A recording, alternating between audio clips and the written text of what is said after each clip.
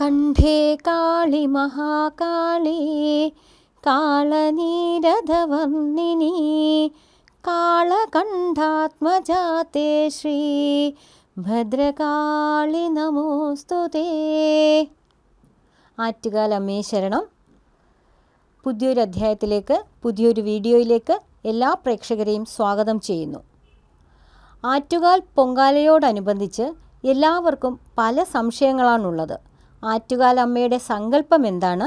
ആറ്റുകാൽ പൊങ്കാലയ്ക്ക് എത്ര ദിവസം മുമ്പ് വ്രതം തുടങ്ങണം? വ്രതം എങ്ങനെ വേണം? ആഹാരത്തിന് എന്തൊക്കെ നിയന്ത്രണം വേണം? പൊങ്കാല സമയത്ത് കോടി വസ്ത്രം തന്നെ ധരിക്കണോ? അടുപ്പ് കൂട്ടേണ്ടത് എങ്ങനെയാണ്? പൊങ്കാലയിടാൻ എന്തൊക്കെ വേണം? പൊങ്കാലയ്ക്ക് തീ പകരും മുൻപേ അടുപ്പിന് മുൻപിൽ വിളക്കും നിറപറയും വെക്കണോ? അത് എന്തിനു വേണ്ടിയാണ്? പൊങ്കാല തിളച്ചു തൂകുന്ന ദിശയുടെ ഗുണദോഷങ്ങൾ എന്തൊക്കെയാണ്? മണ്ടപ്പുറ്റിൻ്റെ ഫലം എന്താണ്? തെരളിയുടെ പ്രത്യേകത എന്താണ്? അങ്ങനെ നീണ്ടുപോകുന്ന ഒരുപാട് സംശയങ്ങൾ പൊങ്കാലയുമായി ബന്ധപ്പെട്ട് ഒരുപാട് പേർക്കുണ്ട്. അതിനെക്കുറിച്ചാണ് ഇന്നത്തെ ഒരു വീഡിയോ ചെയ്യുന്നത്. വിളിച്ചാൽ വിളിപ്പുറത്തെത്തുന്ന ആറ്റുകാലമ്മ മനസ്സറിഞ്ഞ് തൻ്റെ ഭക്തരെ സഹായിക്കും എന്നാണ് വിശ്വാസം. അനേകായിരങ്ങളുടെ അനുഭവം കൂടിയാണിത്. ഐശ്വര്യത്തിനും ഇഷ്ടകാര്യസിദ്ധിക്കും അമ്മയ്ക്ക് പൊങ്കാല അർപ്പിച്ചാൽ മതിയാകും. ആറ്റുകാലമ്മയെ കൗമാരക്കാരിയായ കണ്ണകിയായിട്ട് സങ്കല്പിച്ചാണ് പൂജിക്കുന്നത്. എന്നാൽ ഭക്തജനങ്ങൾ മാതൃസങ്കല്പത്തിലാണ് ആരാധിക്കുന്നത്. പൊങ്കാല ഇടുന്ന എല്ലാവരും തന്നെ വ്രതമെടുക്കേണ്ടത് അത്യാവശ്യമാണ്. കാപ്പുകെട്ട് മുതൽ വ്രതം അനുഷ്ഠിക്കുകയാണ് വേണ്ടത്. അതായത് 9 ദിവസത്തെ വ്രതം അനുഷ്ഠിക്കണം. എന്തെങ്കിലും കാരണവശാൽ 9 ദിവസത്തെ വ്രതം അനുഷ്ഠിക്കാൻ കഴിയില്ലെങ്കിൽ 7, 5, 3 ദിവസങ്ങളിൽ വ്രതം എടുക്കാവുന്നതാണ്. കുറഞ്ഞത് 3 ദിവസത്തെ വ്രതമെങ്കിലും എടുത്തിരിക്കണം. വ്രതമെന്നാൽ ഭക്ഷണത്തിൻ്റെ നിയന്ത്രണം മാത്രമല്ല, ശരീരത്തിൻ്റെയും മനസ്സിൻ്റെയും നിയന്ത്രണം കൂടിയാണ്. വ്രതമെടുക്കുന്ന 9 ദിവസങ്ങളിലും അല്ലെങ്കിൽ എത്ര ദിവസം വ്രതമെടുക്കുന്നോ അത്രയും എപ്പോഴും അമ്മയെ പ്രാർത്ഥിച്ചുകൊണ്ടിരിക്കണം. സർവ്വദുരിതവും മാറ്റിത്തരണമേ എന്ന്, അനുഗ്രഹം ചൊരിയണമേ എന്ന്, നവഗ്രഹ ദുരിതങ്ങളും മാറ്റിത്തരണമേ എന്നും, ദൃഷ്ടിദോഷം, ശാപദോഷം എന്നിവ മാറ്റിത്തരണമേ എന്നും ഭക്തിയോടെ പ്രാർത്ഥിക്കണം. ദൃഢമായ ഭക്തിയോടെ അമ്മ കൂടെയുണ്ടെന്ന് വിശ്വാസമർപ്പിച്ച് ഒരു നേരം അരി ആഹാരം കഴിച്ച് ബാക്കി സമയം വിശന്നാൽ മാത്രം ഫലവർഗ്ഗങ്ങൾ കഴിച്ച് വ്രതമെടുക്കുക. മത്സ്യമാംസവും ലഹരി പദാർത്ഥങ്ങളും പൂർണ്ണമായി ത്യജിക്കുക. ബ്രഹ്മചര്യം അനുഷ്ഠിക്കണം. ദേവസ്തോത്രങ്ങൾ ചൊല്ലിയും ക്ഷേത്രദർശനം നടത്തുന്നതും ഉത്തമമാണ്. പൊങ്കാലയിടുന്നവർ കോടി വസ്ത്രങ്ങൾ ധരിക്കുന്നതാണ് ഏറ്റവും ഉത്തമം. അതിന് കഴിയാത്തവർ അലക്കി വൃത്തിയാക്കിയ കോട്ടൺ വസ്ത്രങ്ങൾ ധരിക്കാവുന്നതാണ്. ശരീരശുദ്ധിയും മനസ്സിൻ്റെ ശുദ്ധിയുമാണ് പ്രധാനം. നല്ല വാക്ക്, നല്ല ചിന്ത, നല്ല പ്രവൃത്തി എന്നിവയോടെ വേണം പൊങ്കാലയിടുവാൻ. മാസമുറയായ സ്ത്രീകൾ പൊങ്കാലയിടാൻ പാടില്ല എന്നുള്ളതാണ്. 7 ദിവസം കഴിഞ്ഞ് ശുദ്ധമായെന്ന് സ്വയം ബോധ്യമുള്ളവർക്ക് പൊങ്കാല സമർപ്പിക്കാം. വാലായ്മയുള്ളവരും പൊങ്കാല ഇടരുത്. ആദിത്യ ഭഗവാന്റെ കത്തിയാളുന്ന കുംഭച്ചൂടേറ്റ് തിളച്ചു മറയുന്ന നിലത്ത് അടുപ്പ് കൂട്ടി അതിൽ പുത്തം കല്ലൻ വെച്ചാണ് തീ കത്തിക്കേണ്ടത്. മണ്ണ് ശരീരത്തെയും കലം താഴികക്കുടത്തെയും സൂചിപ്പിക്കുന്നു. കലത്തിലാണ് പൊങ്കാല സമർപ്പിക്കേണ്ടത്. ഞാനെന്ന അഹംഭാവം വെടിഞ്ഞ് ആത്മസമർപ്പണം നടത്തണം. മൺകലം മനുഷ്യ ശരീരവും പായസം മനസ്സുമാണ്. അഗ്നിയുടെ ചൂടുകൊണ്ട് അരി തിളച്ചുമറിയുകയും മനസ്സ് നിഷ്കളങ്കമാകുമ്പോഴാണ് പായസം ദേവിക്ക് നിവേദ്യമാകുന്നത്. പഞ്ചഭൂതം കൊണ്ടുള്ള ശരീരത്തിൽ നിറഞ്ഞു നിൽക്കുന്ന ഈശ്വര ചൈതന്യത്തെ കാമം, ക്രോധം, ലോഭം, മോഹം, മദം, മാത്സര്യം എന്നിങ്ങനെയുള്ള ദുഷ്ടതകളാൽ മറച്ചു വച്ചിരിക്കുന്ന ഇവ തിളച്ചുമറിഞ്ഞ് ആവിയായി അമ്മയുടെ കാലിൽ അർപ്പിക്കുന്ന ചടങ്ങാണ് പൊങ്കാല. ആഹാരം അവസാനിക്കാത്ത അക്ഷയപാത്രമാണ് മൺകലം. അഷ്ടദ്രവ്യങ്ങൾ കൊണ്ട് തയ്യാറാക്കുന്ന അഷ്ടദ്രവ്യ പൊങ്കാല വളരെ സവിശേഷതയുള്ളതാണ്. ആദിലക്ഷ്മി, ഗജലക്ഷ്മി, വിദ്യാലക്ഷ്മി, ധനലക്ഷ്മി, ധാന്യലക്ഷ്മി, ധൈര്യലക്ഷ്മി, സന്താനലക്ഷ്മി, വിജയലക്ഷ്മി, ഐശ്വര്യലക്ഷ്മി എന്നിങ്ങനെയുള്ള ലക്ഷ്മിയുടെ ഐശ്വര്യത്തിനാണ് അഷ്ടദ്രവ്യ പൊങ്കാലയുടെ പൊരുൾ. ദേവപാദ പത്മങ്ങളിൽ നമ്മുടെ ദുരിതങ്ങളും പുണ്യവും സമർപ്പിക്കുന്ന ചടങ്ങാണ് പൊങ്കാല. സൂര്യൻ്റെ നിറമുള്ള കലമാണ് പുത്തൻ കലത്തിൻ്റേത്. കിഴക്കോട്ട് നോക്കി നിന്നു വേണം പൊങ്കാലയ്ക്ക് അരിയിടേണ്ടത്. ഭവനങ്ങളിൽ കൊണ്ടുപോയി ശുദ്ധിയായി അരിയിട്ടു വയ്ക്കുകയും ദിവസവും ചോറിനുള്ള അരിക്കൊപ്പം ഇതിൽ നിന്നും ഒരു പിടി അരി കൂടി അതിലിടണം. അന്നത്തിന് ബുദ്ധിമുട്ട് വരുത്തരുതേ എന്നും പ്രാർത്ഥിക്കണം. അല്ലെങ്കിൽ വരും ദിവസങ്ങളിൽ ആ പാത്രത്തിൽ ചോറ് വയ്ക്കുന്നതിൽ തെറ്റില്ല. അടുത്ത പൊങ്കാല ദിവസം വരെ ഇത് ആവർത്തിക്കുകയും ചെയ്യാം. കഴിയുന്നത്ര തവണ ഭഗവതിയെ മനസ്സിൽ ധ്യാനിച്ചുകൊണ്ട് എല്ലാവരും ദേവീ മാഹാത്മ്യം ജപിച്ചുകൊണ്ട് അരി തിളയ്ക്കുന്നത് വരെ അല്ലെങ്കിൽ പൊങ്കാല സമർപ്പണം നടത്തുന്നത് വരെ പൊങ്കാല വ്രതം എടുത്തുകൊണ്ട് എല്ലാവർക്കും നല്ലൊരു പൊങ്കാല ആശംസിക്കുകയും ചെയ്യുന്നു. ഈ പൊങ്കാലയോടുകൂടി ജീവിതത്തിലെ സർവ്വ അഭിഷ്ട കാര്യങ്ങളും സാധിക്കാൻ പോകുന്ന 12 കൂറുകാരിൽ നിന്നും 3 കൂറുകാർ ഏതെല്ലാമാണെന്ന് നമുക്ക് നോക്കാം. 23-ാം തീയതി ചൊവ്വ മകരം രാശിയിൽ നിന്നും കുംഭം രാശിയിലേക്ക് പ്രവേശിക്കുകയാണ്. ആദ്യമായി മേടക്കൂറാണ്. മേടക്കൂറിൽപ്പെട്ട അശ്വതി, ഭരണി, കാർത്തികയുടെ ആദ്യ കാൽഭാഗം. ഈ നക്ഷത്രക്കാർക്ക് നാനാവിധത്തിൽ നിന്നും വരുമാനം ഈ പൊങ്കാലയ്ക്ക് ശേഷം വന്നു ചേരുന്നതാണ്. പ്രധാനമായും മേടക്കൂറിൽപ്പെട്ട നക്ഷത്രക്കാർക്ക് അത് ലഭിക്കുകയും ചെയ്യുന്നതാണ്. 5 ഗ്രഹങ്ങളുടെ സാന്നിധ്യം ഇവർക്ക് 11-ാം ഭാവത്തിലായുണ്ട്. ഏതു ഗ്രഹവും 11-ാം ഭാവത്തിൽ നിന്നാൽ അത് വളരെ ഗുണം ചെയ്യും. പ്രത്യേകിച്ച് വരുമാനത്തിൻ്റെ കാര്യത്തിൽ എന്ന തത്വം അനുസരിച്ച് സൂര്യനും രാഹുവും ബുധനും ചൊവ്വയും ശുക്രനും ഒരുമിച്ച് 11-ൽ നിൽക്കുകയാണ്. 23-ാം തീയതി ബുധൻ, ചൊവ്വ എന്നീ ഗ്രഹങ്ങൾ 11ലേക്ക് പ്രവേശിക്കുകയും ചെയ്യുന്നതോടുകൂടി ഇവർക്ക് പൊതുവെ ഗുണകരമാണ്.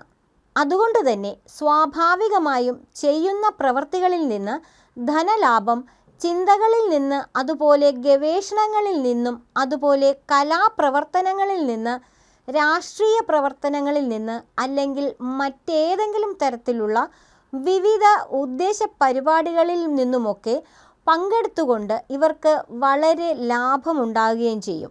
എന്താണോ ആഗ്രഹിക്കുന്നത് അതൊക്കെ നടക്കാൻ സാധ്യതയുള്ള ഒരു സമയം കൂടിയാണ് മേടക്കൂറുകാരെ സംബന്ധിച്ച് വരാനിരിക്കുന്നത്. ധനപരമായ നേട്ടങ്ങൾ മാത്രമല്ല, വിവാഹ സംബന്ധമായോ അല്ലെങ്കിൽ അവരുടെ ആഗ്രഹ സഫലീകരണവും ആരുമായിട്ടുമെങ്കിലും ഉണ്ടെങ്കിൽ, കൊതിച്ചിട്ടുണ്ടെങ്കിൽ അതിൻ്റെ കാര്യങ്ങളൊക്കെ നടക്കുക, അങ്ങനെ പൊതുവെ ഗുണകരമായ ഒരു അവസ്ഥയാണ് കാണുന്നത്. മേടക്കൂറുകാരെ സംബന്ധിച്ച് അവരുടെ മാതാവിൻ്റെ ആരോഗ്യകാര്യങ്ങളിൽ കുറച്ചൊരു ശ്രദ്ധ വേണമെന്നുള്ളതും പ്രത്യേകം പറയുകയാണ്. അതുകൊണ്ട് തന്നെ ഈ പൊങ്കാല സമർപ്പിക്കുമ്പോൾ മാതാവിൻ്റെ ആരോഗ്യപരമായ ദോഷങ്ങൾ മാറിക്കിട്ടുന്നതിനും പ്രത്യേകം ഭഗവതിയോട് പ്രാർത്ഥിച്ചുകൊണ്ട് പൊങ്കാല സമർപ്പിക്കണമെന്നും പറയുന്നു. അടുത്തതായി മിഥുനക്കൂറാണ്. മിഥുനക്കൂറിൽ വരുന്ന മകയിരത്തിൻ്റെ 2-ാം പാദവും തിരുവാതിര, പുണർദത്തിൻ്റെ ആദ്യ 1/4 പാദവും പ്രത്യേകം എടുത്തു പറയുന്നത്. ഇവരെ സംബന്ധിച്ചിടത്തോളം ഏറ്റവും പ്രധാനം ഇവർക്ക് ശാരീരികമായ ചെറിയ ദൗർബല്യങ്ങൾ അല്ലെങ്കിൽ ശാരീരികമായ കുറച്ച് അസ്വസ്ഥതകളൊക്കെ വന്നു പോകുന്ന ഒരു സമയമാണിത്. ഇത്തരത്തിൽ ഇവരുടെ മനസ്സ് ശക്തമായി നിൽക്കുന്നതായിട്ടാണ് കാണുന്നത്. പ്രത്യേകിച്ചും തങ്ങളുടെ ജോലിയുടെ പ്രമോഷന് വേണ്ടിയുള്ള കാര്യങ്ങൾ അല്ലെങ്കിൽ ജോലിക്കയറ്റത്തിന് വേണ്ടിയുള്ള ഇവരുടെ ശ്രമങ്ങൾ വിജയിക്കുന്നതായിട്ടാണ് കാണുന്നത്. കർമ്മരംഗത്ത് നിശ്ചയമായും തടസ്സമുണ്ടെങ്കിലും ചെറിയ ആശ്വാസങ്ങൾ പോലെ ചില പരീക്ഷകൾ, അഭിമുഖങ്ങൾ ഇതൊക്കെ ഇവർ വിജയിക്കുന്നതായിട്ടും, അതുപോലെ കർമ്മരംഗത്ത് ഇവരുടെ കഴിവുകളെ മേലധികാരികളോ സഹപ്രവർത്തകരോ അംഗീകരിക്കുന്നതായിട്ടും കാണുന്നു. അതുകൊണ്ട് തന്നെ മേടക്കൂറുകാർക്ക് ഈ വരുന്ന പൊങ്കാലയോടുകൂടി വളരെ അഭിഷ്ടസിദ്ധി ലഭിക്കുന്നതാണ്. ഈ പൊങ്കാല സമർപ്പണത്തിൽ ഭഗവതിയെ ശക്തമായി ദൃഢമായി പ്രാർത്ഥിച്ചുകൊണ്ട് പൊങ്കാല സമർപ്പണം നടത്തണമെന്ന് പ്രത്യേകം ഓർമ്മിപ്പിക്കുകയാണ്. അടുത്തതായി ചിങ്ങക്കൂറുകാരാണ്. ചിങ്ങക്കൂറിൽ വരുന്ന മകം, പൂരം, ഉത്രത്തിൻ്റെ ആദ്യ കാൽഭാഗം. ഇവരെ സംബന്ധിച്ചിടത്തോളം ഗുണകരമായ അവസ്ഥകൾ ഇവരുടെ ജീവിതകാര്യത്തിൽ, പ്രധാനമായും ദാമ്പത്യ സംബന്ധമായ കാര്യത്തിൽ ഒത്തൊരുമിച്ച് പോകാൻ ശ്രമിക്കുന്ന ഒരു മനസ്സോടെ വരുമെങ്കിലും ചെറിയ ചില അഭിപ്രായ വ്യത്യാസങ്ങളും അതുപോലെ കലഹവുമൊക്കെ ഈ ജീവിത പങ്കാളിയിൽ നിന്ന് നേരിടേണ്ടതായി വരുന്ന ഒരു സമയം കൂടിയാണിത്. ചിങ്ങക്കൂറിൽപ്പെട്ട നക്ഷത്രക്കാരും അവരുടെ നിയന്ത്രണം വിട്ടു പോകാനുള്ള സാധ്യതയും അതുപോലെ തന്നെ വീട്ടിൽ നിന്ന് അകന്നു നിൽക്കുവാൻ പ്രേരണ ഉള്ളതായും കാണുന്നു. ജീവിത പങ്കാളിക്ക് അസുഖമോ മാനസികമായ പ്രശ്നങ്ങളോ ഒക്കെ ഉണ്ടായെന്നും വരാം. അതിൻ്റെ വൈഷമ്യങ്ങൾ ഈ ചിങ്ങക്കൂറുകാരെ സ്വാഭാവികമായും വിഷമിപ്പിക്കുകയും ഈ ചിങ്ങക്കൂറിൽപ്പെട്ട നക്ഷത്രക്കാർക്കും ഉണ്ടാകുവാനുള്ള സാധ്യത കാണുന്നുണ്ട്. അപ്പോൾ ശാരീരികമായ അവശതയ്ക്കൊപ്പം തന്നെ മാനസികമായ പ്രശ്നങ്ങളും കുടുംബപരമായി ബന്ധപ്പെട്ട കാര്യങ്ങളിലുമൊക്കെ വിഷമങ്ങൾ ഉണ്ടായെന്നും വരാം. അവരവരുടെ കഴിവിനനുസരിച്ച് ചെയ്യുന്ന കാര്യങ്ങൾക്ക് മാത്രമാണ് പൊതുവെ തടസ്സവും അതുപോലെ തന്നെ 7-ൽ നിൽക്കുന്ന രാഹുവിൻ്റെ ദോഷവും ഒക്കെ ജന്മത്തിൽ നിൽക്കുന്ന കേതുവിൻ്റെ ദോഷവുമൊക്കെ ഇവർ അനുഭവിക്കേണ്ടി വരുന്നതുകൊണ്ട് എല്ലാ കാര്യങ്ങളിലും നല്ല ശ്രദ്ധ വേണമെന്ന് ചിങ്ങക്കൂറുകാരെ പ്രത്യേകം ഓർമ്മിപ്പിക്കുകയാണ്. ചിങ്ങക്കൂറുകാർക്ക് ചൊവ്വ 7-ൽ നിൽക്കുന്നു, ശനി 7-ൽ നിൽക്കുന്നു, രാഹു 7-ൽ നിൽക്കുന്നു, ശുക്രൻ 7-ൽ നിൽക്കുന്നു, ബുധൻ 7-ൽ നിൽക്കുന്നു. ഈ ഗ്രഹങ്ങളെല്ലാം തന്നെ 7-ാം ഭാവത്തിൽ ശനിക്ഷേത്രത്തിൽ നിൽക്കുന്നത് അത്ര നല്ലതല്ല. ഇവിടെ ആകെ ഗുണമായി കാണുന്നത് ഈ രാശിക്കാർക്ക് വ്യാഴത്തിൻ്റെ ദൃഷ്ടിയാണ്.